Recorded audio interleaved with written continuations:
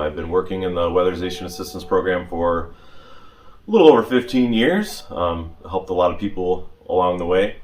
One story that I like to think about a lot is the time I did an energy audit for an elderly couple. They still lived in their two-story home that they raised their children in. So when I got there and I started talking to the man, he was in good spirits because his wife was coming home from heart surgery that day. So we kind of chatted about the house, and I noticed after a little while that he felt kind of sluggish, and he looked like he didn't really feel that well. So I asked him if he was okay, and he said that he'd been having health problems for the past year or so, but he was fine, and it wasn't anything I could catch or anything like that. So I said, okay, that's fine. And he kind of followed me around. I usually start in the basement and kind of work my way up and evaluate the home to see if the home is eligible for services. So as we're in the basement, we're talking. I noticed on the top of his water heater, there was a bunch of chicken wire. So on the top of his natural gas water heater, there's the top surface and then the pipe going from the water heater to the chimney. There was chicken wire around it. And I asked him, what is that for? And he said, well, the local birds in the wintertime like to sit on his chimney to warm up. And sometimes they actually go in the chimney and they make their way down into the chimney through the pipe into his basement. And he's had to catch 3 or 4 birds in his basement, and it usually doesn't end well.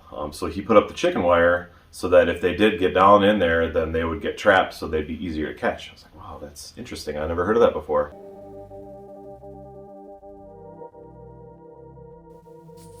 So I just told the man I wanted to go outside real quick just to get some air. And after I was outside for a couple minutes, I felt better.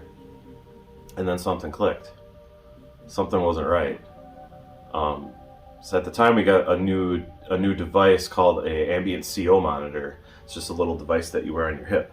At the time we were supposed to turn it on before we did combustion safety testing, which is part of the audit. So I turned it on outside and I went into the house, and just as I thought, there was elevated CO levels in his house. I took readings on every floor and they were elevated on every floor. The readings were right on the cusp of having to call emergency services and have everybody evacuated. It was really close. So I told the man that he had high CO levels in his house. I told him that I had an idea as to what was going on, and we could probably fix the problem. But if I couldn't figure it out, then I would have to call the fire department. And he said that he would rather just fix the problem because his wife was coming home.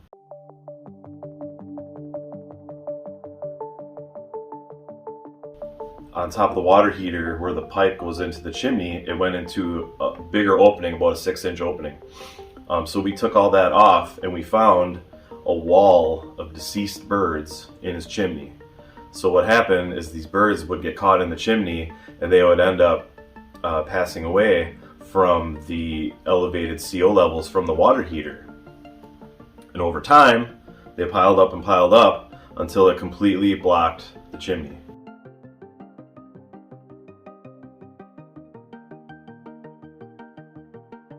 I use a blower door to do a test on the home to see how tight the home is.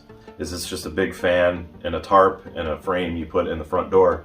And you have to close all the exterior doors and windows to the house, and you crank up the fan and depressurize the house, and you get a reading of how tight the house is.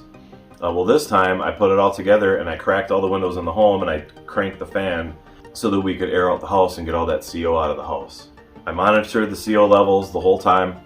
I tested the water heater, make sure it was working properly, and it was. And then after that, I did a full energy audit on the house.